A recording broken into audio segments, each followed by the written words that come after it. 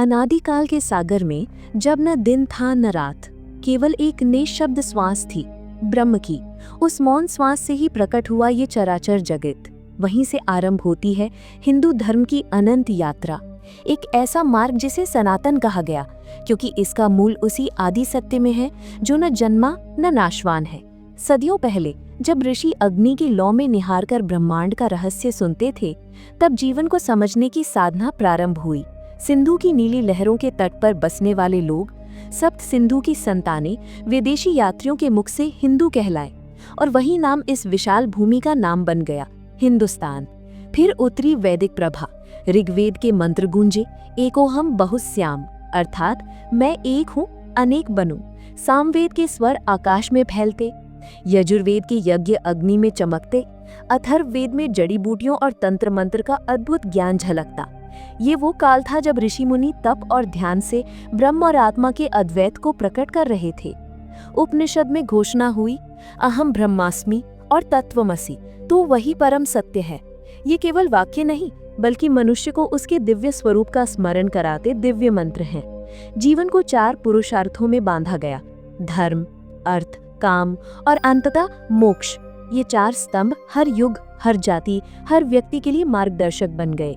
पुराणों की कथाएं इस दर्शन को कथा रस में पिरोती हैं। विष्णु के 10 अवतार, मत्स्य से लेकर कल्कि तक, हर अवतार में ब्रह्मांडीय संतुलन की लीला छिपी है। शिव की तांडव लय, पार्वती का मातृत्व, सरस्वती का ज्ञान विपुल संगीत और गंगा का धरती पर अवतरण, ये सब केवल कहानियां नहीं, बल्कि ब्रह्म और जीव के अनंत मिलन के प्रतीक हैं। आज भी ये परंपरा हवा में, नदियों के प्रवाह में, दीपावली की ज्योति और होली के रंग में जीवित है। हर अनुष्ठान यही कहता है कि ईश्वर प्रत्येक कण में, प्रत्येक प्राणी में विद्यमान है। सत्य की खोज मंदिर की मूर्तियों में ही नहीं, बल्कि अपने अंतरात्मा में करनी है। इसीलिए जब हिंदुस्तान, वैदिक ऋषि या सनातन धर्म शब्द कानों में पड़े, तो याद रखिए, आप किसी भूले बिसरे धर्म का नाम नहीं सुन रहे, बल्कि उस महागाथा का आवाहन सुन रहे हैं जो आदिकाल से समय के पार अनंत की ओर प्रवाहित है। सोचिए, आप किसी पुराने मंदिर में खड़े हैं, चारों ओर मौन, दीवारों पर उकेरी गई पुरानी कहानियां और मंद प्रकाश में झिलमिलाते दिए। यही वो जगह है जहां हिंदू दर्शन का असली स्वरूप आपका स्वागत करता है। हिंदू धर्म केवल पूजा पाठ नहीं, बल्कि ये जीवन और ब्रह्मांड के रहस्यों की खोज है। सबसे पहले बात करते हैं ब्रह्म और ईश्वर की। उपनिषद कहते हैं कि सत्य वही जो हर समय स्थिर रहे, हर परिवर्तन से परे हो, यही ब्रह्म है। ब्रह्म वो शक्ति है जो सब कुछ उत्पन्न करती है, सब कुछ समेटती है और अंततः सब में व्याप्त रहती है। वहीं ईश्वर वो रूप है जो मनुष्य के लिए दृष्टिगोचर होता है, चाहे वो विष्णु, शिव या शक्ति के रूप में हो। अद्वैत दर्शन इस बात पर जोर देता है कि आत्मा और ब्रह्म मूलतः एक ही हैं। यदि आप कभी गहरे ध्यान में बैठे हों तो महसूस किया होगा कि मन और शरीर की सीमाएं मिट जाती हैं और एक अद्भुत शांति और समृद्धि का अनुभव होता है। यही अद्वैत का संदेश है। तुम और ब्रह्म एक हैं, केवल ये भ्रम है कि हम अलग हैं।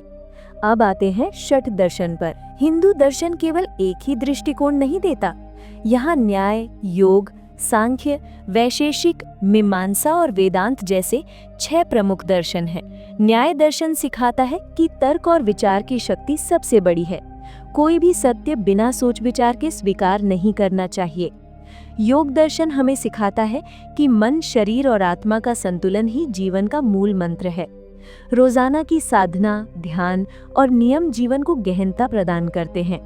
सांख्य और वैशेषिक दर्शन जीवन के पदार्थ और तत्वों की व्यापक समझ देते हैं। हर क्रिया, हर वस्तु और हर अनुभव का एक कारण और नियम होता है। मीमांसा दर्शन बताता है कि कर्म और धर्म का पालन ही समाज और जीवन में संतुलन बनाए रखता है। और वेदांत दर्शन, जो उपनिषदों पर आधारित है, हमें ये सिखाता है कि सत्य केवल बाहर ही नहीं, भीतर भी है। आत्मा की खोज ही सबसे बड़ी यात्रा है। उपनिषदों में ये स्पष्ट भी किया गया है कि मनुष्य का अंतिम लक्ष्य मोक्ष है।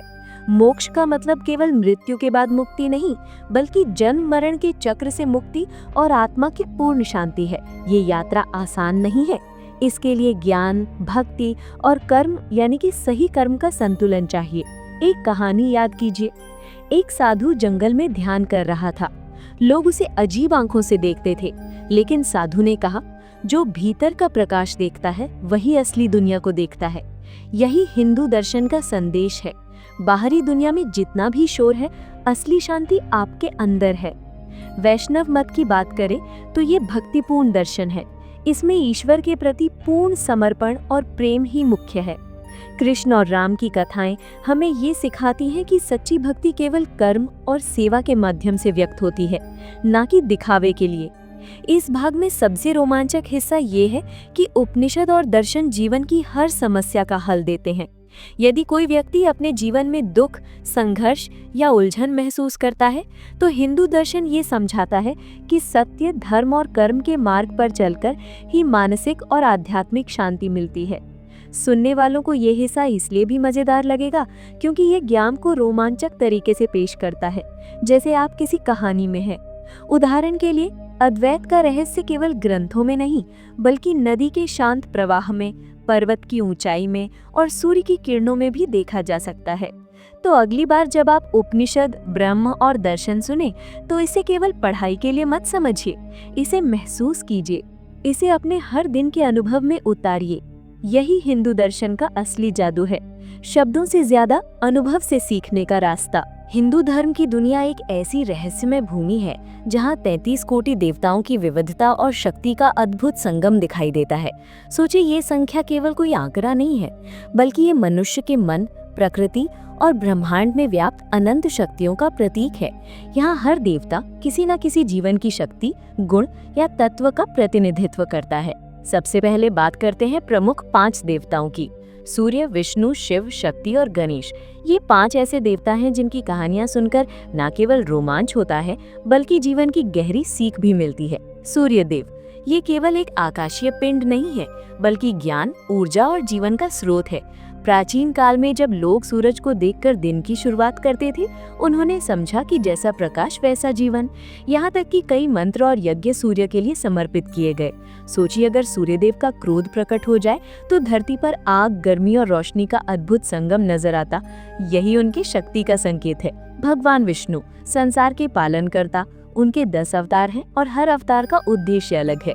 मत्स्य, कूर्म, वराह और रामकृष्ण तक हर अवतार में सच्चाई, न्याय और धर्म की जीत छिपी है। मजेदार तथ्य, कभी सोचा है भगवान विष्णु ने कभी समुद्र मंथन में देवताओं के लिए विष पैदा होने से दुनिया बचाई, और कभी कृष्ण के रूप में कंस का नाश किया। यही देवता हमें सिखाते हैं कि हर संकट का समाधान धैर्य, बुद्धि और धर्म से मिलता है। भगवान शिव, ये देवता विनाशक भी हैं, लेकिन उनका विनाश हमेशा सृजन के लिए होता है। उनके त्रिशूल, जटा और तांडव से जुड़ी कहानियां सुनकर लगता है कि प्रकृति की ताकत और मनुष्य की सीमा क्या होती है। कल्पना कीजिए, शिव का तांडव, जब पूरा ब्रह्मांड धरती की धूल में नाच रहा हो। यही शिव की शक्ति है। भयभीत भी करता है, लेकिन सशक्त भी। शक्ति देवी, शक्ति केवल महिला रूप में प्रकट होती है, दुर्गा, काली और सरस्वती जैसे रूप में। उनका संदेश सच्चाई, साहस और नारी शक्ति का महत्व। मिर्ची मसाला ये होता है कि जब देवी दुर्गा महिषासुर से युद्ध करती हैं, तो वो न केवल एक लड़ाई है, बल्कि साहस और न्याय का महाकाव्य है। गणेश, ये केवल विघ्नहर्ता नहीं, बल्कि बुद्धि और संकल्प का प्रतीक है। हर नए काम की शुरुआत उनके नाम से होती है। मजेदार तथ्य, उनका सिर हाथी का क्यों है, कहानी में है, और इसे सुनकर हंसी भी आएगी और सोचने पर भी मजबूर करेगा कि कभी-कभी अद्भुत घटनाओं में भी गहरा संदेश छुपा होता है। अब बात करते हैं देवताओं के गुरु की। बृहस्पति। बृहस्पति केवल देवताओं के गुरु नहीं है, बल्कि ज्ञान, नीति और धर्म के शिक्षक हैं। वे सिखाते हैं कि शक्ति और धर्म का संतुलन होना चाहिए, वरना शक्ति केवल विनाश का कारण बनती है। और हाँ, दानवों के गुरु शुक्राचार्य। ये कहानी बताती है कि ज्ञान केवल अच्छे के लिए ही नहीं, बल्कि नकारात्मक की समझ के लिए भी जरूरी है। कभी कभी मिर्ची मसाला ये होता है कि दानवों के गुरु से ही देवताओं को अपनी रणनीति समझनी पड़ती है। अवतार का महत्व भी कम नहीं। प्रत्येक अवतार केवल कहानी नहीं, बल्कि जीवन के संकटों में समाधान का संदेश है। राम में आदर्श पुरुष और न्याय का पाठ, कृष्ण में रणनीति, भक्ति और जीवन का आनंद, और बुद्ध में ज्ञान और अहिंसा। इन कहानियों में न केवल रोमांच है, बल्कि हृदय और मन की गहराई तक सोचने वाली शिक्षा भी। कल्पना कीजिए, आप रात के समय किसी शांत नदी के किनारे बैठे हैं। पानी की हल्की लहर और हवा का सुकून आपको भीतर तक छू रहा है। उसी शांत वातावरण में हिंदू दर्शन आपको ये सिखाता है कि हम सिर्फ शरीर नहीं हैं, बल्कि आत्मा है, सनातन, अमर और अविनाशी। आत्मा का स्वरूप कभी नहीं बदलता। शरीर बदलता है, उम्र घटती बढ़ती है, लेकिन आत्मा हमेशा शुद्ध और निश्चल रहती है। यही कारण है कि हिंदू धर्म में पुनर्जन्म यानी संसार चक्र का महत्व है। जन्म मरण का ये चक्र केवल कर्मों के आधार पर चलता है। अच्छे कर्मों से जीवन ऊंचा होता है, बुरे कर्मों से जीवन कठिन। सोचिए, अगर आपके पिछले जन्म के कर्म आज आपके सामने आते तो आपको क्या लगता?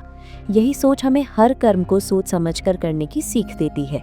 कभी कभी कहानी में ऐसा आता है कि एक साधु अपने कर्मों के फल को देखकर अचंभित रह जाता है, और यही हिंदू दर्शन का रोमांचक पहलू है कि जीवन केवल देखा नहीं जाता बल्कि अनुभव किया जाता है। मोक्ष का मतलब केवल मृत्यु के बाद मुक्ति नहीं है। मोक्ष वो स्थिति है जब आत्मा जन्म मरण के चक्र से मुक्त हो जाती है और ब्रह्म के साथ एकाकार हो जाती है। ये तभी संभव है जब जीवन में ज्ञान, भक्ति और कर्म का संतुलन बना हो। कहानियों में अक्सर ऐसे दृश्य मिलते हैं जहां महापुरुष या साधु अपने कर्मों और भक्ति के माध्यम से मोक्ष को प्राप्त करते हैं। यही वो जादू है जो सुनने वाले को रोमांचित करता है कि मनुष्य अपने प्रयास से ही अपनी आत्मा को स्वतंत्र कर सकता है। हिंदू दर्शन ये भी बताता है कि जीवन का उद्देश्य केवल सुख या भोग नहीं है। असली जीवन है आत्मा की खोज और मोक्ष की प्राप्ति। इसीलिए साधना, योग और ध्यान को इतना महत्व दिया गया।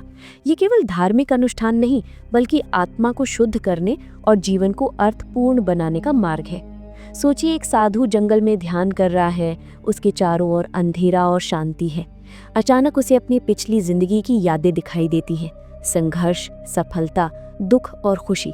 यही अनुभव उसे ये सिखाता है कि जीवन केवल एक कहानी नहीं, बल्कि कई जन्मों की किताब है जिसमें हर पन्ने पर सीख छिपी है। इस भाग में सबसे खास बात यह है कि आपके कर्म ही आपके आत्मा के अगले जन्म और मोक्ष का मार्ग तय करते हैं। यही कारण है कि हिंदू धर्म में सत्य, दया, सहनशीलता और भक्ति पर जोर दिया गया है। तो अगली बार जब आप जीवन के संघर्ष या कठिनाइयों में फंसे, तो याद रखिए, हर अनुभव, हर चुनौती और हर खुशी आपकी आत्मा के विकास का हिस्सा है। यही हिंदू धर्म का सबसे बड़ा संदेश है। जीवन केवल जीने के लिए नहीं, बल्कि समझने और आत्मा को मुक्त करने के लिए है। हिंदू धर्म ग्रंथ केवल किताबें नहीं, बल्कि जीवन के अनुभव, इतिहास, ज्ञान और आध्यात्मिकता का महासागर है। सोचिए, ये ग्रंथ हजारों सालों से इंसानों को ज्ञान, भक्ति और जीवन जीने की कला सिखाते आ रहे हैं। यदि आप इन्हें सिर्फ पढ़ेंगे तो केवल शब्द समझेंगे, लेकिन यदि आप इनकी गहराई में उतरेंगे तो जीवन का रहस्य और आत्मा की यात्रा देखने को मिलेगा।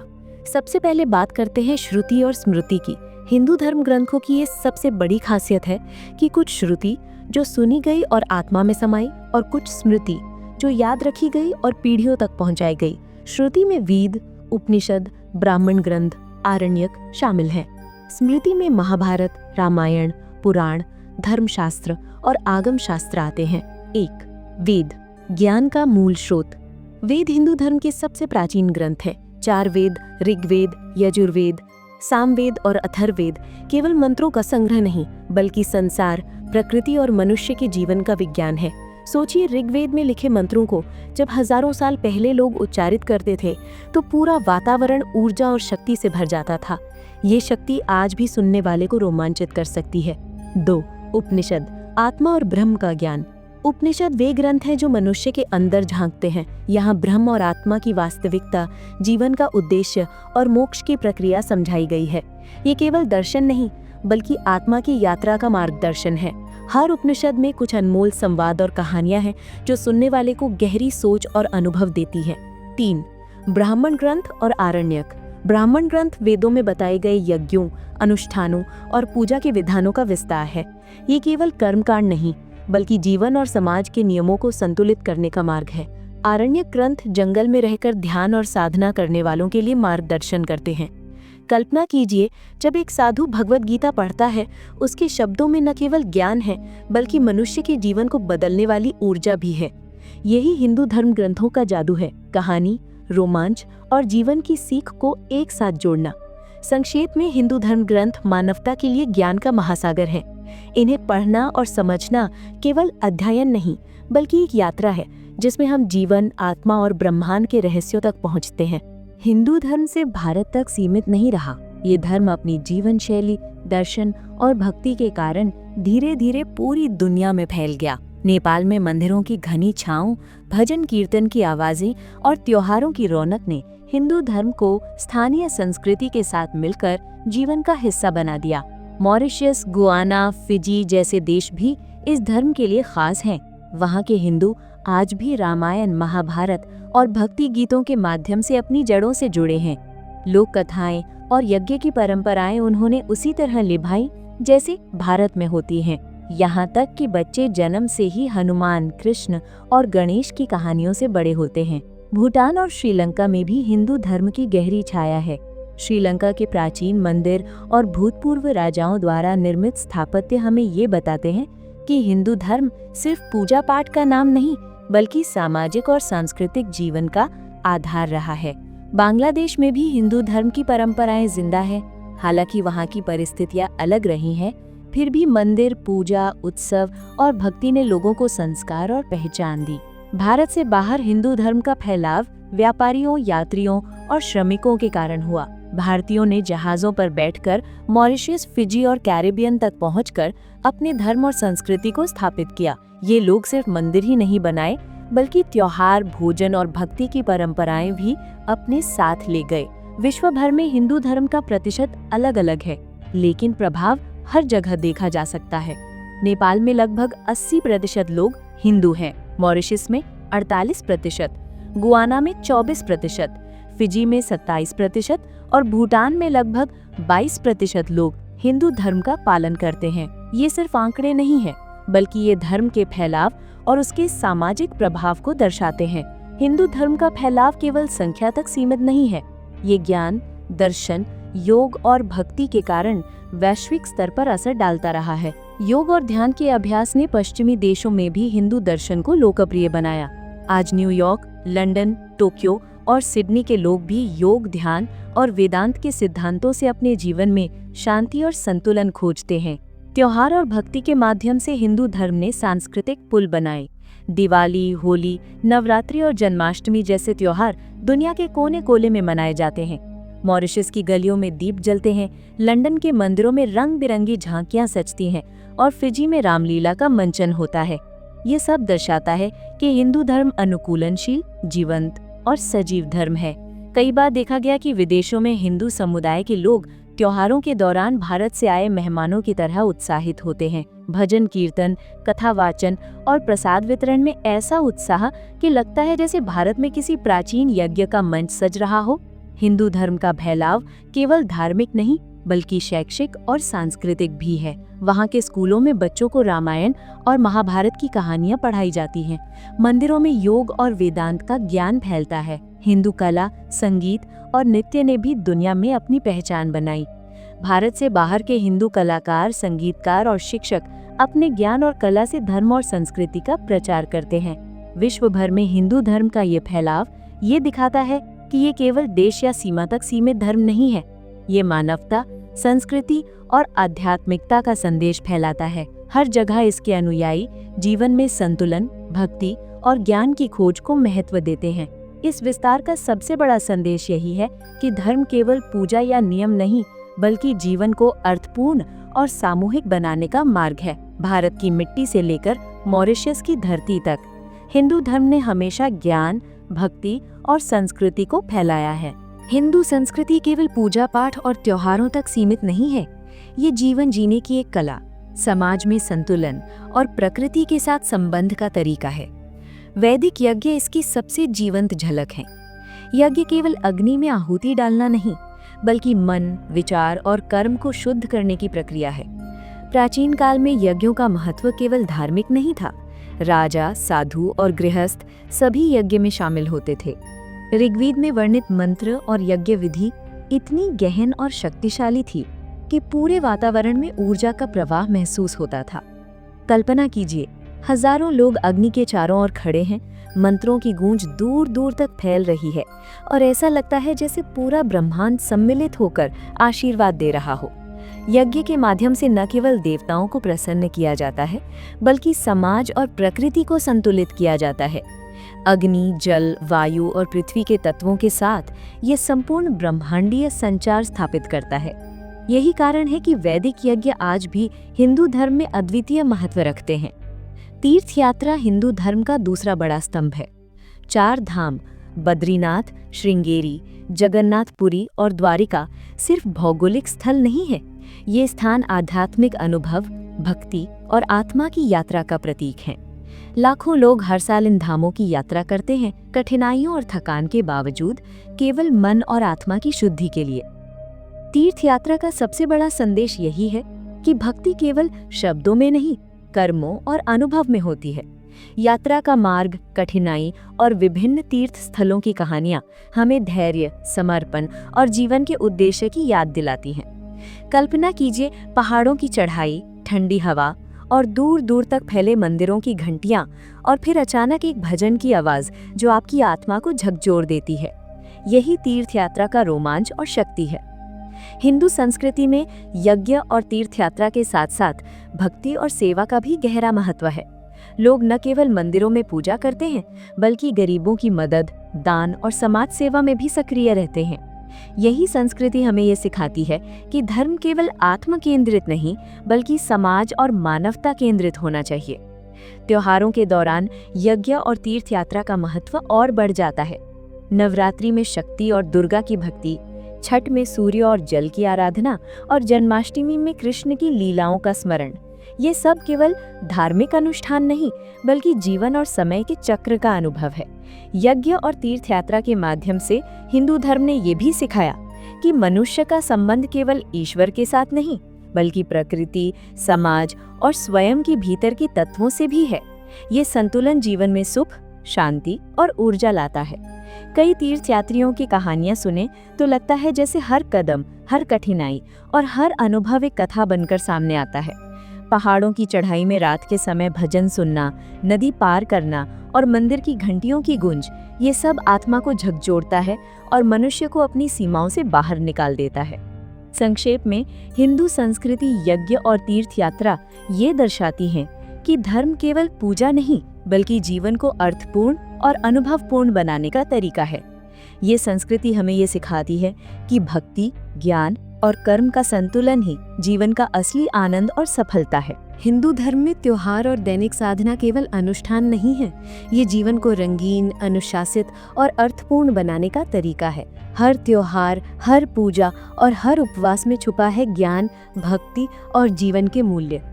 नवरात्रि में शक्ति और दुर्गा की आराधना होती है। 9 दिन तक चलने वाले इस पर्व में लोग व्रत रखते हैं, भजन गाते हैं और अपने अंदर की ऊर्जा को जागृत करते हैं। नवरात्रि की रातों में जब मंदिरों की घंटियां गूंजती हैं और लोग गरबा और रास करते हैं, तो ऐसा लगता है जैसे पूरे ब्रह्मांड में देवी की शक्ति फैल रही हो। जन्माष्टमी में कृष्ण की लीलाओं का स्मरण होता है। ये त्योहार केवल कहानी नहीं, बल्कि भक्ति, खेल और जीवन के आनंद का संगम है। भक्त रात भर जागरण करते हैं, भजन गाते हैं और माखन चोरी की कथाओं को जीवंत अनुभव करते हैं। विजयादशमी में राम और दुर्गा की विजय का उत्सव मनाया जाता है। ये हमें सिखाता है कि सत्य और धर्म की शक्ति हमेशा बुराई पर भारी होती है। कल्पना कीजिए, रावण के पुतले जलते हैं और हर झलक हमें ये याद दिलाती है कि धैर्य और साहस से हर अंधकार पर विजय पाई जा सकती है। छठ पूजा में सूर्य देव की आराधना होती है। ये त्योहार केवल सूर्य को देखकर नहीं, बल्कि सकारात्मक ऊर्जा, स्वास्थ्य और जीवन के चक्र का सम्मान करता है।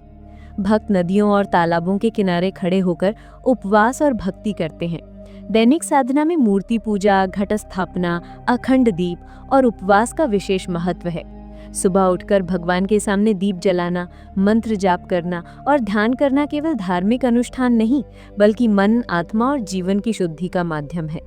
रात के समय जब दीप जलता है, घर में हल्की रोशनी फैलती है और शांत भजन की आवाज कानों में गूंजती है, तो ऐसा लगता है जैसे अंधकार खुद ब खुद पीछे हट गया हो। त्योहार और दैनिक साधना का सबसे बड़ा संदेश ये है कि भक्ति केवल मंदिर में नहीं, बल्कि जीवन में दिखाई देती है। सेवा, दया, संयम और अनुशासन, यही वास्तविक पूजा है। इसमें एक मजेदार पहलू ये भी है कि त्योहार और साधना व्यक्ति को अपने परिवार और समाज से जोड़ते हैं। दशहरा में सामूहिक आयोजन, दीपावली में घर की सजावट और भजन कीर्तन, ये सब केवल रिवाज नहीं, बल्कि समाज और संस्कार का अनुभव है। हिंदू धर्म में ये भी सिखाया गया है कि साधना का प्रभाव केवल व्यक्ति तक सीमित नहीं होता, ये परिवार, समाज और प्रकृति तक फैलता है।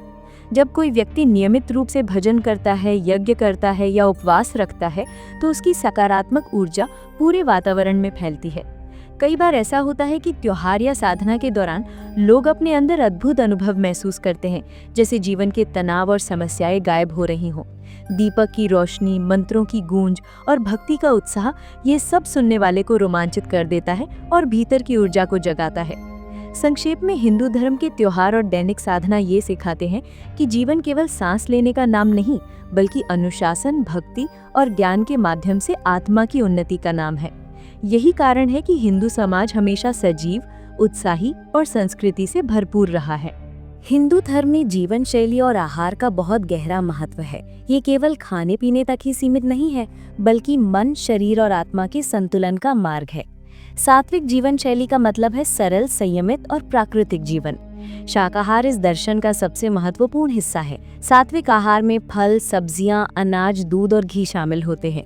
ये शरीर को ऊर्जा देता है, मन को शांत करता है और ध्यान और साधना में मदद करता है। कई महान ऋषियों और साधुओं ने बताया कि शुद्ध आहार से ही मनुष्य अपने आध्यात्मिक लक्ष्य तक पहुंच सकता है। मांसाहार पर विचार करना भी हिंदू धर्म की एक महत्वपूर्ण सीख है। यहाँ केवल मांस खाने से शारीरिक नहीं, मानसिक और आध्यात्मिक नुकसान भी समझाया गया है। जीव का जीवन आदर योग्य है, इसीलिए हिंदू धर्म में गाय का विशेष महत्व है।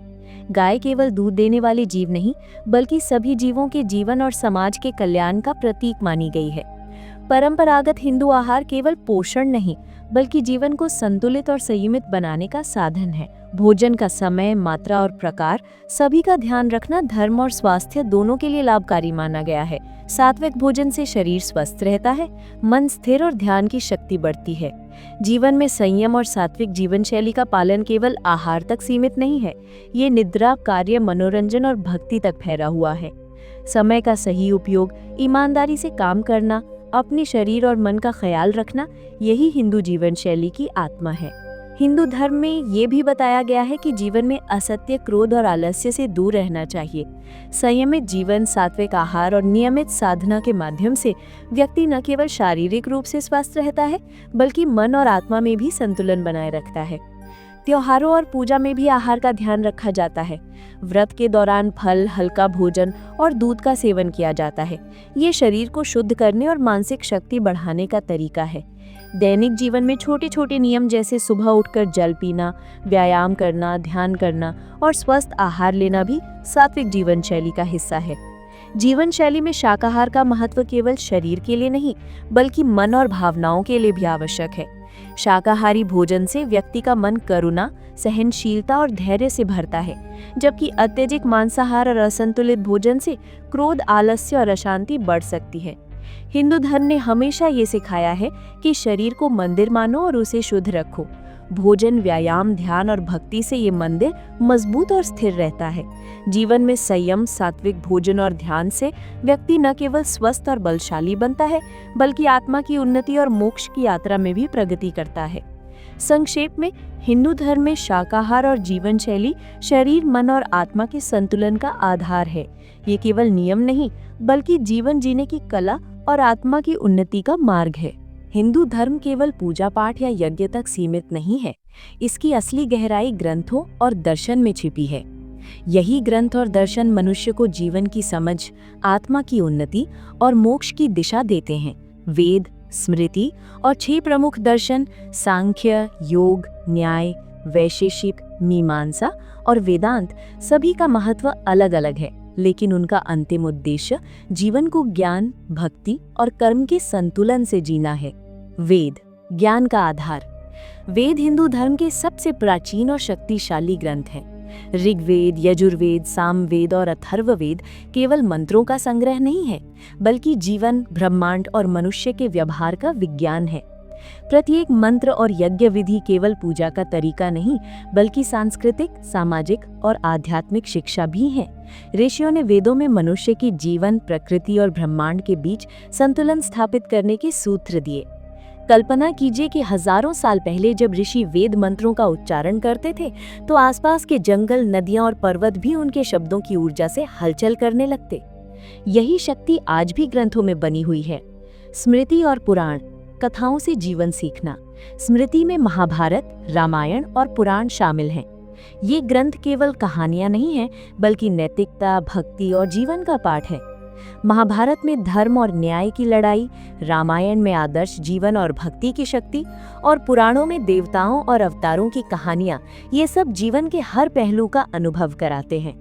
महाभारत का सबसे बड़ा संदेश ये है कि धर्म, न्याय और संयम का पालन कठिनाइयों के बावजूद करना चाहिए। रामायण में राम, सीता और हनुमान की लीलाएं हमें धैर्य, प्रेम और भक्ति सिखाती हैं। 6 प्रमुख दर्शन जीवन के मार्गदर्शक। हिंदू धर्म के दर्शन केवल विचार नहीं, बल्कि जीवन के व्यवहार, ज्ञान और आध्यात्मिक उन्नति के मार्गदर्शक हैं। 1. सांख्य दर्शन। ये दर्शन ब्रह्मांड, प्रकृति और आत्मा के मूल तत्वों को समझाता है। ये सिखाता है कि मनुष्य के भीतर 2 शक्तियां हैं, प्रकृति और आत्मा, और इन्हें संतुलित करना ही जीवन का लक्ष्य है। 2. योग दर्शन। योग केवल शारीरिक अभ्यास नहीं, बल्कि मन, शरीर और आत्मा को एक सूत्र में जोड़ने की कला है। ध्यान, प्राणायाम और साधना के माध्यम से व्यक्ति अपने अंदर की शक्तियों को जागृत करता है। 3. न्याय दर्शन। न्याय दर्शन हमें विवेक, तर्क और सही निर्णय लेने की शिक्षा देता है। ये जीवन में समस्याओं को समझने और समाधान निकालने का तरीका सिखाता है। 4. वैशेषिक दर्शन। ये दर्शन पदार्थ, गुण और क्रियाओं का विश्लेषण करता है। इसे पढ़कर पता चलता है कि संसार के प्रत्येक तत्वों में नियम और व्यवस्था है। 5. मीमांसा दर्शन। ये कर्म और यज्ञ पर केंद्रित है। मीमांसा सिखाती है कि सही कर्म और विधि पूर्वक यज्ञ से जीवन में सफलता और संतुलन आता है। और 6. वेदांत दर्शन। ये दर्शन आत्मा और ब्रह्म के असली स्वरूप की खोज करता है। वेदांत सिखाता है कि आत्मा अमर है और मोक्ष केवल आत्मा के ज्ञान और भक्ति से प्राप्त होता है। इन ग्रंथों और दर्शन का उद्देश्य केवल ज्ञान देना नहीं है, बल्कि जीवन को संतुलित, नैतिक और अर्थपूर्ण बनाना है। जब व्यक्ति वेद, उपनिषद, पुराण और दर्शन का अध्ययन करता है, तो उसे अपने कर्मों, निर्णयों और भक्ति के महत्व का एहसास होता है। कभी कभी ऐसा होता है कि साधु जंगल में ध्यान करता है और उपनिषद के ज्ञान से उसे अपने जीवन की सारी उलझनें और भय स्पष्ट दिखाई देते हैं। यही शक्ति ग्रंथों और दर्शन में छिपी है, मनुष्य को अपने भीतर की शक्ति और जीवन की दिशा दिखाना। ग्रंथों और दर्शन का प्रभाव केवल व्यक्ति था कि समाज में प्रत्येक व्यक्ति का कर्म और योग्यता के आधार पर स्थान सुनिश्चित हो। शुरुआत में समाज 4 मुख्य वर्गों में बटा था: ब्राह्मण, क्षत्रिय, वैश्य और शूद्र। ब्राह्मण वे लोग थे जो ज्ञान, वेद, शिक्षा और यज्ञ का कार्य संभालते थे। वे समाज के आध्यात्मिक मार्गदर्शक थे। क्षत्रिय वो वर्ग था जो रक्षा, शासन और युद्ध की जिम्मेदारी संभालता था। वैश्य लोग व्यापार, कृषि और अर्थव्यवस्था में संलग्न थे। शूद्र वे थे जो सामाजिक सेवा और अन्य कार्यों को संभालते थे। इस व्यवस्था की खास बात ये थी कि ये कर्म आधारित और योग्यता आधारित थी, न कि जन्म आधारित। प्रत्येक व्यक्ति अपनी कुशलता और योग्यता के अनुसार अपने कर्तव्यों का पालन करता था। समाज में संतुलन और स्थिरता इसी से सुनिश्चित होती थी। समय के साथ मध्यकाल में ये प्रणाली बदलने लगी। राजनीतिक और सामाजिक बदलावों के कारण जाति ने जन्माधारित रूप ले लिया। विदेशी आक्रमण, सांस्कृतिक दबाव और सामाजिक बदलावों ने इसे जटिल और कभी-कभी अन्यायपूर्ण बना दिया। फिर भी हिंदू धर्म ने हमेशा ये सिखाया कि कर्म ही व्यक्तित्व और मान्यता का आधार है, न कि जन्म या धन। जाति व्यवस्था का इतिहास हमें ये भी दिखाता है कि समाज के विकास और संरक्षण के लिए नियम और व्यवस्था आवश्यक हैं, लेकिन उनका दुरुपयोग इंसान के लिए संकट बन सकता है।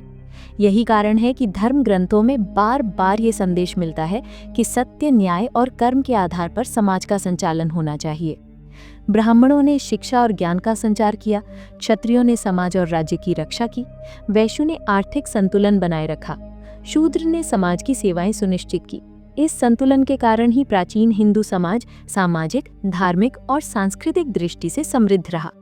जाति और वर्ण व्यवस्था के इतिहास में कई उदाहरण मिलते हैं जहां व्यक्ति की योग्यता और धर्म की शिक्षा उसे उसके वर्ग से ऊपर ले जाती थी। कई बार ब्राह्मण या क्षत्रिय के कार्यों में असली मूल्य ज्ञान, साहस और नैतिकता से तय होता था, न कि जन्म से। इस इतिहास से हमें ये भी सीख मिलती है कि समाज में नियम, शिक्षा और नैतिकता का महत्व हमेशा सर्वोपरि होता है। जाति केवल ढांचा है, लेकिन असली शक्ति और सम्मान कर्म और गुणों में छिपा है। संक्षेप में हिंदू धर्म की वर्ण व्यवस्था और जाति का इतिहास ये सिखाता है कि जीवन में योग्यता, कर्म और नैतिकता सबसे महत्वपूर्ण है। जन्म, धन या बाहरी स्थिति केवल प्रारंभिक अवस्था है, लेकिन सच्चा मूल्य आपके कार्य और चरित्र में छिपा है। भगवान विष्णु हिंदू धर्म के प्रमुख देवताओं में से एक हैं। वे सृष्टि के पालनकर्ता, संसार के संतुलनकर्ता और धर्म के रक्षक माने जाते हैं। जब भी पृथ्वी पर अधर्म, अन्याय और अराजकता बढ़ती है, भगवान विष्णु अपने अवतार लेकर मानव और देवताओं की रक्षा करते हैं।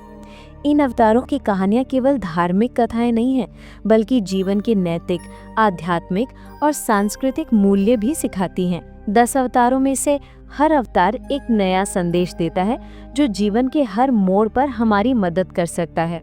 1. मत्स्य अवतार। मत्स्य अवतार में भगवान विष्णु ने एक विशाल मछली का रूप धारण किया।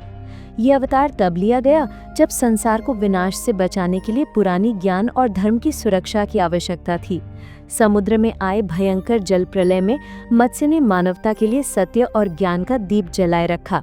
ये अवतार सिखाता है कि संकट और विपत्ति के समय बुद्धिमत्ता और साहस का महत्व सर्वोपरि है।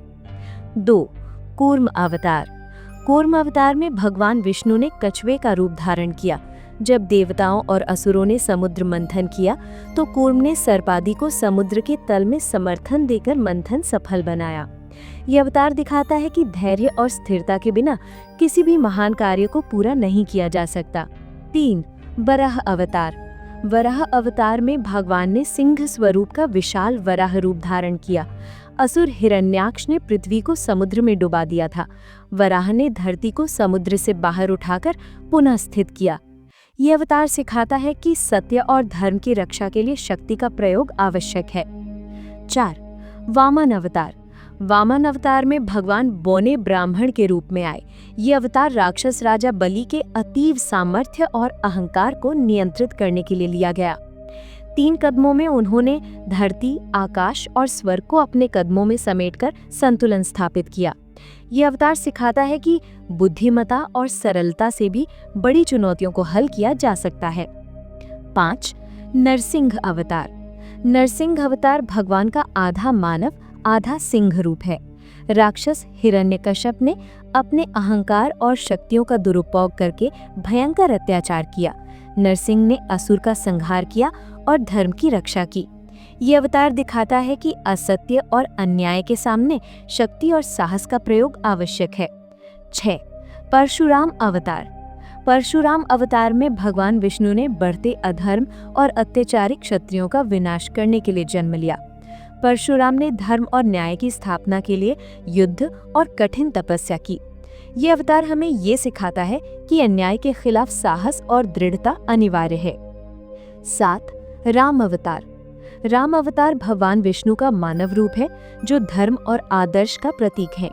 राम का जीवन सत्य, भक्ति और नैतिकता का जीवन था। रावण के खिलाफ युद्ध, सीता की रक्षा और राज्य की जिम्मेदारी, ये सभी उनके आदर्श चरित्र को दर्शाते हैं। ये अवतार सिखाता है कि सत्य और धर्म के मार्ग पर चलने वाले का विजय निश्चित है। 8. कृष्ण अवतार। कृष्ण अवतार भगवान का जीवंत और मनोरंजक रूप है। उनके जीवन में लीलाएं, भक्ति, युद्ध और नीति का संगम है। भगवत गीता में उन्होंने अर्जुन को कर्म और धर्म की सही दिशा दिखाई। कृष्ण अवतार ये सिखाता है कि कर्म, भक्ति और ज्ञान का संतुलन जीवन में सफलता का मार्ग है। 9. बुद्ध अवतार। बुद्ध अवतार में भगवान ने धर्म और अहिंसा का संदेश फैलाया। ये अवतार विशेष रूप से मानवता को सत्य और अहिंसा के मार्ग पर चलने की प्रेरणा देता है। बुद्ध अवतार ये सिखाता है कि ज्ञान और करुणा से ही मनुष्य को जीवन में स्थायी शांति मिल सकती है। 10. कल्कि अवतार। कल्कि अवतार भविष्य का अवतार है। इसे अभी तक प्रकट नहीं माना गया है और ये समय के अंत में आएगा। कल्कि अवतार अधर्म का संहार करके धर्म और न्याय की स्थापना करेंगे। ये अवतार हमें ये सिखाता है कि सत्य और धर्म हमेशा विजयी होते हैं, चाहे समय कितना भी बदल जाए। भगवान विष्णु के ये 10 अवतार केवल कथाएं या धार्मिक दृष्टांत नहीं है। ये मानव जीवन के हर पहलू, संकट, साहस, न्याय, भक्ति और ज्ञान की शिक्षा देते हैं। प्रत्येक अवतार का उद्देश्य और समय अलग अलग था, लेकिन धर्म और सत्य की रक्षा उनका केंद्रीय संदेश है। विष्णु के अवतार ये भी दिखाते हैं कि सत्य और धर्म के मार्ग पर चलने के लिए हमेशा साहस, बुद्धिमत्ता और भक्ति की आवश्यकता होती है। अवतारों की कहानियां हमें जीवन में संयम, धैर्य, नैतिकता और न्याय की सीख देती हैं। संक्षेप में भगवान विष्णु के 10 अवतार सिर्फ देवताओं की कथाएं नहीं, बल्कि जीवन जीने की कला, धर्म का पालन और न्याय की स्थापना के उदाहरण हैं। ये दिखाता है कि असत्य और अन्याय कभी स्थायी नहीं रहते और धर्म की शक्ति हमेशा विजयी होती है। हनुमान भगवान शिव की अवतार माने जाते हैं और उन्हें शक्ति, भक्ति और निस्वार्थ सेवा का प्रतीक माना गया है। हिंदू धर्म में हनुमान केवल एक भगवान नहीं है, बल्कि धैर्य, साहस और भक्ति के आदर्श हैं। उनकी कहानियां महाभारत और रामायण में जीवन के नैतिक, आध्यात्मिक और सांस्कृतिक मूल्यों को प्रदर्शित करती हैं। हनुमान का जन्म अंजना और केसरी के पुत्र के रूप में हुआ, लेकिन उनका वास्तविक स्वरूप शिव का अवतार माना जाता है। हनुमान बचपन से ही अद्भुत शक्तियों से संपन्न थे। उन्होंने अपने जीवन में सत्य और धर्म के लिए असीम बल और बुद्धि का प्रयोग किया। उनकी शक्तियां केवल शारीरिक नहीं, बल्कि मानसिक और आध्यात्मिक भी थीं। रामायण में हनुमान का महत्व सबसे ज्यादा तब सामने आता है जब सिया माता का हरण होता है। इस संकट में हनुमान ने न केवल लंका तक का सफर तय किया, बल्कि सिया माता की खोज और उद्धार में अपनी सारी शक्ति और बुद्धि का प्रयोग किया। हनुमान की ये यात्रा ये दर्शाती है कि सच्ची भक्ति और निस्वार्थ सेवा किसी भी बाधा को पार कर सकती है। हनुमान का अवतार ये भी सिखाता है कि भक्ति केवल भाव और शब्दों में नहीं, बल्कि कर्मों में प्रकट होती है। हनुमान ने राम के प्रति अपनी भक्ति में जीवन का हर क्षण समर्पित किया। उन्होंने न केवल युद्ध में अपनी शक्ति दिखाई, बल्कि सत्य, धैर्य और साहस के आदर्श भी प्रस्तुत किए। उनकी शक्तियां अद्भुत थीं। वो पर्वत उठाने, समुद्र पार करने और अपने आकार को बदलने जैसी असाधारण क्षमताओं से संपन्न थे। लेकिन उनकी असली महानता उनके अहंकार रहित और सेवाभावपूर्ण व्यक्तित्व में थी। हनुमान कभी भी अपनी शक्ति का दुरुपयोग नहीं करते थे। हनुमान की भक्ति और बुद्धि का उदाहरण तब मिलता है जब वे सुनहरी गदा लेकर रावण के महल में प्रवेश करते हैं। रावण के सभी जाल, छल और बंधनों के बावजूद हनुमान का साहस और बुद्धि कभी नहीं कम हुई। उन्होंने सत्य, धर्म और राम भक्ति के मार्ग पर चलकर सब बाधाओं को पार किया। हनुमान की शिक्षा ये भी है कि सच्चा बल केवल शरीर में नहीं, बल्कि मन और आत्मा में होता है। उनका चरित्र ये दर्शाता है कि भक्ति, ज्ञान और शक्ति का संतुलन जीवन में असाधारण परिणाम ला सकता है। हनुमान का अवतार ये भी दिखाता है कि संकट के समय मानसिक स्थिरता और साहस अत्यंत महत्वपूर्ण है। उन्होंने लंका में अग्नि और युद्ध के बीच भी धैर्य और संयम बनाए रखा। उनका जीवन सिखाता है कि सच्ची भक्ति के साथ कोई भी बाधा छोटी लगने लगती है। हनुमान का प्रभाव केवल रामायण तक सीमित नहीं है। उनका चरित्र धार्मिक, सामाजिक और मानसिक शक्ति का प्रतीक बन गया है।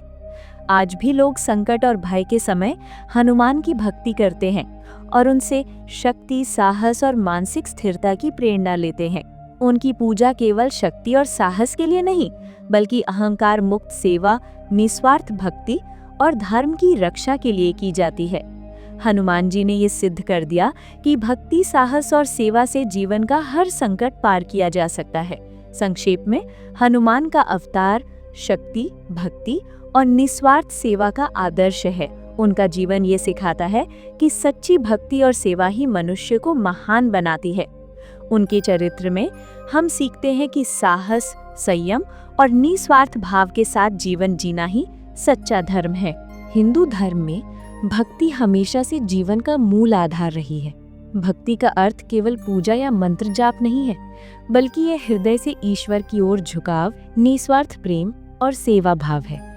भक्ति आंदोलन ने भारतीय समाज को आध्यात्मिक, सामाजिक और सांस्कृतिक दृष्टि से नई दिशा और ऊर्जा दी। भक्ति आंदोलन की शुरुआत मुख्य रूप से मध्यकाल में हुई, जब समाज में सामाजिक असमानताएं और धार्मिक अनाचार बढ़ने लगे। तब भक्ति आंदोलन ने यह संदेश दिया कि ईश्वर का वास्तविक अनुभव किसी भी जाति, वर्ग या समाज की बंदिशों से स्वतंत्र है। इसका सबसे बड़ा उदाहरण संत कवि तुलसीदास, मीराबाई, कबीर और सूरदास हैं। तुलसीदास ने राम भक्ति को सामान्य जीवन में सरल और प्रभावी रूप में प्रस्तुत किया। उनके ग्रंथ रामचरितमानस में राम के आदर्श, भक्ति और नैतिकता का संगम है। यह ग्रंथ हर व्यक्ति को यह सिखाता है कि भक्ति केवल मंदिर या यज्ञ तक सीमित नहीं, बल्कि जीवन के हर कृत्य में प्रकट होती है। मीराबाई का जीवन भक्ति की अनूठी मिसाल है। वह राजकुमारी होने के बावजूद केवल कृष्ण भक्ति में लीन रहीं। उनके गीत और भजन आज भी साधु संतों और आम लोगों के लिए प्रेरणा है। उनका संदेश साफ है, भक्ति का मार्ग सच्चाई, प्रेम और समर्पण से होकर जाता है। कबीर और सूरदास ने भी समाज और धर्म की सीमाओं को तोड़ते हुए भक्ति का महत्व बताया। कबीर के दोहे आज भी जीवन में सत्य और कर्म की सीख देते हैं। उन्होंने यह सिखाया कि ईश्वर तक पहुंचने के लिए रीति रिवाज या जाति धर्म का कोई बंधन नहीं। सूरदास की रचनाओं में कृष्ण भक्ति और प्रेम की मिठास इतनी प्रबल है कि मनुष्य का हृदय स्वतः ही ईश्वर की ओर आकर्षित हो जाता है। भक्ति आंदोलन का सबसे बड़ा प्रभाव यह था कि सामाजिक बंधनों और पाखंडों से लोगों को मुक्त कर उन्हें सीधे ईश्वर से जोड़ दिया। यह आंदोलन यह सिखाता है कि धर्म का वास्तविक मूल्य केवल नियम कायदे या अनुष्ठानों में नहीं, बल्कि हृदय और कर्म में है। भक्ति आंदोलन ने केवल सामाजिक सुधार ही नहीं किया, बल्कि भारतीय कला, संगीत और नाट्य रूपों को भी नया रूप दिया। भजन, कीर्तन, भक्ति गीत और नाट्य रूपों ने आम लोगों को धर्म और भक्ति की ओर आकर्षित किया। संगीत और कथा का यह संगम आज भी हिंदू समाज में जीवंत है। भक्ति आंदोलन की खास बात यह है कि इसमें महान संत और कवि अपने जीवन में ही आदर्श प्रस्तुत करते थे। उनके जीवन की साधना, त्याग और निस्वार्थ सेवा यह दिखाती थी कि ईश्वर की भक्ति केवल शब्दों में नहीं, बल्कि कर्मों में प्रकट होती है। भक्ति का प्रभाव सिर्फ व्यक्तिगत अनुभव तक सीमित नहीं रहा, यह समाज और संस्कृति का निर्माण करने वाला एक शक्तिशाली आंदोलन बन गया। समाज में भक्ति के कारण लोग अपने अहंकार, लालच और पाखंड से दूर होकर सत्य, करुणा और सेवा की ओर बढ़े। इस आंदोलन ने यह भी सिद्ध किया कि ईश्वर का प्रेम सभी जातियों, वर्गों और सामाजिक सीमाओं से परे है। यह संदेश आज भी समान रूप से प्रासंगिक है। भक्ति के माध्यम से व्यक्ति अपने अहंकार, भय और संदेह से मुक्त होकर आत्मा के वास्तविक स्वरूप तक पहुंच सकता है। संक्षेप में, भक्त और भक्ति आंदोलन ने हिंदू धर्म को जीवंत, समाज को समृद्ध और व्यक्ति को आत्मा के मार्ग पर मार्गदर्शित किया। यह सिखाता है कि सच्ची भक्ति, निस्वार्थ सेवा और प्रेम से जीवन को अर्थपूर्ण और ईश्वर के निकट बनाया जा सकता है। हिंदू धर्म में भूमि का महत्व केवल भौतिक नहीं है, बल्कि आध्यात्मिक और सांस्कृतिक दृष्टि से अत्यंत गहरा है। इसे हिंदू धर्म में पितृभू और पुण्यभू के रूप में विभाजित किया गया है। पितृभू वो भूमि है जहां हमारे पूर्वजों का निवास रहा, और पुण्यभू वो भूमि है जो धर्म, भक्ति और निस्वार्थ कर्मों के लिए पवित्र मानी जाती है। पितृभू का महत्व: पितृभू वो भूमि है जहां हमारे पूर्वज रहते थे, जहां उनकी जड़ें और संस्कार जुड़े हुए हैं। इसे सिंधु से हिंद महासागर तक फैली भारत भूमि माना गया है। हिंदू धर्म में ये मान्यता है कि अपने पितृभू की सेवा, सम्मान और उसकी रक्षा करना पूर्वजों के प्रति कृतज्ञता और संस्कृति की निरंतरता का प्रतीक है। पुराने समय में जब समाज मुख्य रूप से कृषि और गांवों पर आधारित था, पितृभू ने न केवल आर्थिक और सामाजिक सुरक्षा दी, बल्कि धार्मिक और सांस्कृतिक स्थिरता भी बनाई रखी। हर गांव में मंदिर, तालाब, वृक्ष और यज्ञ स्थलों को विशेष पवित्र स्थान माना जाता था। ये सभी पितृभू और पुण्यभू के प्रतीक थे। पुण्यभू का महत्व: पुण्यभू वो भूमि है जहां धर्म, भक्ति और सत्य के लिए कर्म किए जाते हैं, जैसे बद्रीनाथ, द्वारिका, जगन्नाथपुरी और श्रृंगेरी। ये स्थान केवल भौगोलिक स्थल नहीं है, बल्कि आध्यात्मिक ऊर्जा, भक्ति और मोक्ष की दिशा प्रदान करने वाले केंद्र हैं। तीर्थ स्थल और पुण्यभू हमें ये सिखाते हैं कि जीवन केवल भौतिक सुख के लिए नहीं है, बल्कि आत्मा की उन्नति, धर्म और सेवा के लिए भी है। यहाँ आने वाले लोग न केवल यात्रा करते हैं, बल्कि भक्ति, धैर्य और साधना का अनुभव भी प्राप्त करते हैं। पितृभू और पुण्यभूमि संस्कार: पितृभू और पुण्यभू केवल स्थल नहीं है, ये संस्कार, संस्कृति और नैतिक मूल्य भी हैं। यहाँ किए गए यज्ञ, दान, सेवा और साधना का प्रभाव केवल उस समय तक नहीं रहता, ये पीढ़ियों तक फैलता है। लोकमान्य तिलक ने भी भारत भूमि को पवित्र और धर्म प्रधान मानते हुए इसे हिंदुत्व की संस्कृति का प्रतीक कहा। भूमि का ये महत्व हमें ये भी सिखाता है कि हमारा जीवन केवल स्वयं के लिए नहीं, बल्कि समाज और संस्कृति के लिए भी है। पितृभू और पुण्यभू में किए गए कर्म और भक्ति हमारे पूर्वजों और आने वाली पीढ़ियों को दिशा और ऊर्जा देते हैं। धार्मिक दृष्टिकोण: हिंदू धर्म में पवित्र भूमि पर जन्म लेना, वहाँ पूजा करना और तीर्थ यात्रा करना विशेष महत्व रखता है। ये न केवल धर्म और भक्ति की अनुभूति कराता है, बल्कि व्यक्ति के जीवन में सत्य, संयम और नैतिकता की चेतना जगाता है। हिंदू ग्रंथों में वर्णित है कि जिस भूमि में धर्म, भक्ति और यज्ञ होते हैं, वो भूमि पुण्य भू बन जाती है। यहाँ होने वाले कर्म और भक्ति के प्रभाव से व्यक्ति अपने पापों से मुक्त होकर आत्मा की उन्नति की ओर बढ़ता है। समाज और संस्कृति में प्रभाव। पितृभू और पुण्यभू का महत्व केवल धार्मिक दृष्टि तक सीमित नहीं है, ये समाज, संस्कृति और राष्ट्र की पहचान भी है। जब लोग अपने पितृभू का सम्मान करते हैं, अपने पुण्यभू की यात्रा करते हैं, तो सांस्कृतिक एकता, भक्ति और सामाजिक स्थिरता बनाए रखने में मदद मिलती है। लेकिन कल्पना कीजिए, हजारों लोग गंगा, यमुना या काशी के घाट पर स्नान कर रहे हैं, मंदिर में घंटियां गूंज रही हैं, लोग भजन गा रहे हैं। ये न केवल आध्यात्मिक अनुभव है, बल्कि समाज और संस्कृति का जीवंत प्रदर्शन भी है। संक्षेप में, पितृभू और पुण्यभू हिंदू धर्म में आध्यात्मिक, सांस्कृतिक और सामाजिक स्थिरता का प्रतीक है। ये सिखाता है कि हमारा जीवन, कर्म और भक्ति केवल स्वयं के लिए नहीं, बल्कि समाज, संस्कृति और आने वाली पीढ़ियों के लिए भी है। हिंदू धर्म केवल पूजा पाठ, यज्ञ या ग्रंथों तक सीमित नहीं है। ये जीवन जीने का विज्ञान, आत्मा की यात्रा और समाज के लिए नैतिक मार्गदर्शन है। हर व्यक्ति के लिए इसका संदेश अलग हो सकता है, लेकिन इसका मूल हमेशा ज्ञान, भक्ति और कर्म के संतुलन पर आधारित है। हिंदू धर्म सिखाता है कि जीवन का उद्देश्य केवल सांस लेना या सुख प्राप्त करना नहीं है। जीवन का असली अर्थ है आत्मा की उन्नति, सत्य की खोज और धर्म के अनुसार कर्म करना। जीवन में भक्ति, ज्ञान और कर्म, ये तीनों एक साथ चले तो व्यक्ति सशक्त, सुखी और मोक्ष की ओर अग्रसर बनता है। ज्ञान का मार्ग। हिंदू धर्म में ज्ञान का स्थान सर्वोपरि है। वेद, उपनिषद और दर्शन हमें ये बताते हैं कि संसार, आत्मा और ब्रह्मांड की वास्तविकता को समझना ही जीवन का पहला कदम है। ज्ञान केवल पुस्तकों में नहीं, बल्कि अनुभव, साधना और ध्यान से भी प्राप्त होता है। उपनिषदों में ये स्पष्ट किया गया है कि आत्मा अमर है, शरीर नश्वर है। इस ज्ञान से व्यक्ति न केवल मृत्यु का भय नहीं रखता, बल्कि जीवन के प्रत्येक क्षण का पूर्ण और संतुलित उपयोग करता है। भक्ति का मार्ग।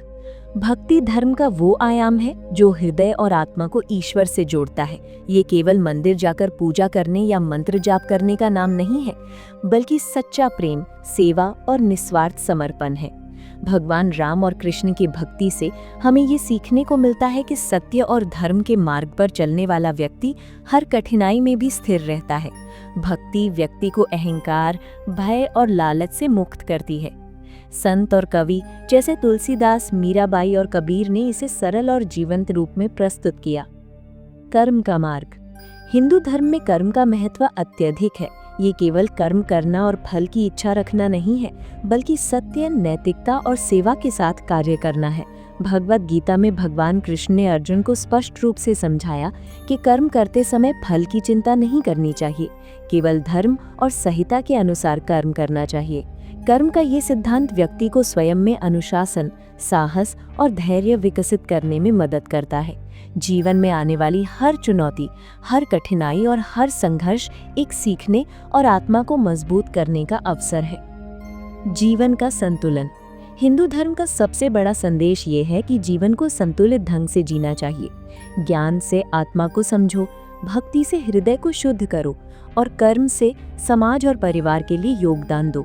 जब ये तीनों पहलू संतुलित होते हैं तो जीवन सार्थक, सुखमय और मोक्ष की दिशा में अग्रसर बनता है। समाज और संस्कृति। हिंदू धर्म केवल व्यक्तिगत जीवन तक सीमित नहीं है, ये समाज और संस्कृति को भी दिशा देता है।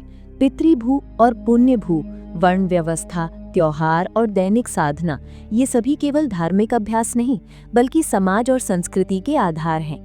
ये हमें ये सिखाते हैं कि व्यक्ति केवल स्वयं के लिए नहीं, बल्कि समाज और आने वाली पीढ़ियों के लिए भी जिम्मेदार है। नैतिकता और मोक्ष। हिंदू धर्म में नैतिकता का विशेष महत्व है। सत्य, अहिंसा, करुणा और संयम ये मूल आधार है। जब व्यक्ति इन सिद्धांतों का पालन करता है तो जीवन केवल सुख और संतोष नहीं पाता, बल्कि आत्मा की उन्नति और मोक्ष की ओर भी बढ़ता है। लेकिन कल्पना कीजिए, व्यक्ति जब अपने धर्म, भक्ति और कर्म के अनुसार जीवन जीता है तो उसका जीवन सूर्य की तरह उज्जवल और शांतिपूर्ण हो जाता है।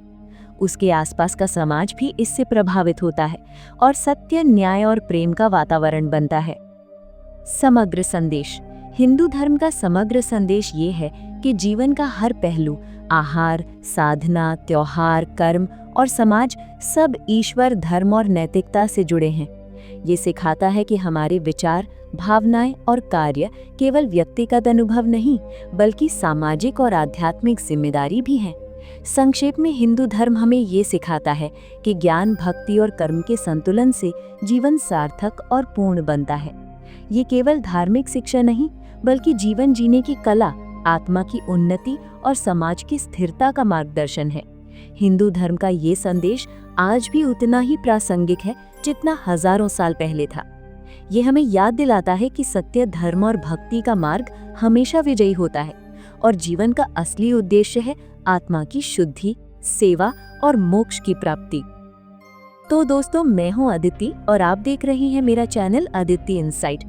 अगर आपको ये वीडियो पसंद आया हो तो लाइक और शेयर जरूर करें और हमारे चैनल को सब्सक्राइब करना ना भूलें, ताकि आप आगे भी ऐसे ही ज्ञान और रोचक जानकारी से जुड़े रहें। अपने दोस्तों और परिवार के साथ भी ये वीडियो शेयर करें, क्योंकि ज्ञान बांटने से ही बढ़ता है।